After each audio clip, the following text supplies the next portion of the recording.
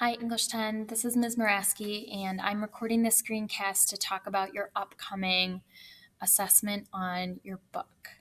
Now, we talked about your assessment in class, and at that point, we discussed how there were two different portions to the assessment.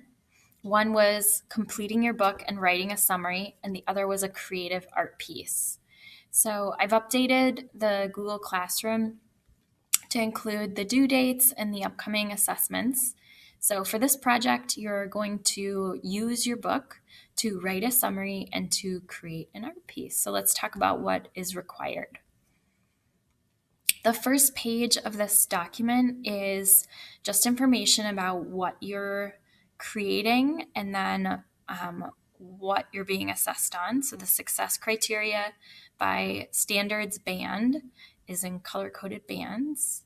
And this project is worth 400 points because we basically have 4 different parts. So the options for your creative art piece are to create a digital visual representation.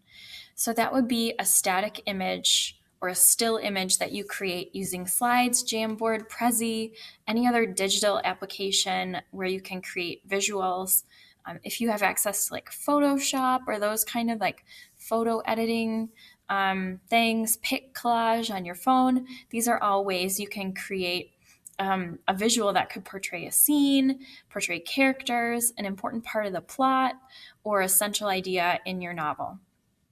So the requirement is 3 to 4 slides or boards or pictures. You need to have creativity in the content and layout. It should be original, and then you should create an introduction paragraph. So then these essentially last 3 bullets here remain the same for all of the projects. They should be creative, original, and they need to have this introduction paragraph that explains them. Another option is to create a physical visual representation.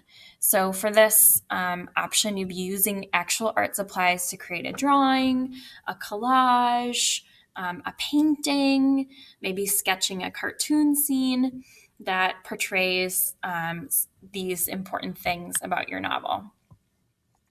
The requirement is that you create an image that's sufficiently polished for the high school level. So if you pick this option, you are committing to being assessed on your art. So I'm really expecting like no stick figures. Don't pick this option if you aren't a good drawer. And then finally, for audio visual representation, this is a more maybe technologically advanced option for people who are pretty tech savvy, maybe people who like to use YouTube or have goals or dreams in the communication fields. So this would be using audio or video editing applications. You would create an audio or video file that's going to include that information about your novel. So this is the information we're talking about for each project. So some kind of ideas would be like you could make a music video for your novel. You could do a 3 to 5 song soundtrack to your novel. You could make a movie trailer for your novel, only if your novel's not already a movie. You could make like a video collage of images with music that relate to your novel. So the requirement is like 2 to 5 minute video audio project.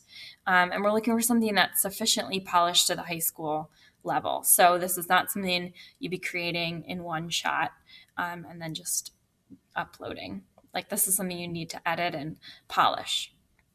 And again, all of these projects need to have this like explanation paragraph, like why did you make the choices that you made as an artist? So next we get into the summary writing prompt in this document.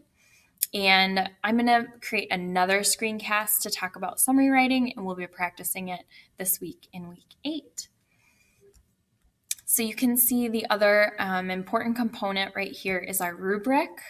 I highly recommend going to check it out. You can see what you're being graded on. I did talk about the essential elements though. So come to the Google Meet with questions. I look forward to seeing your work.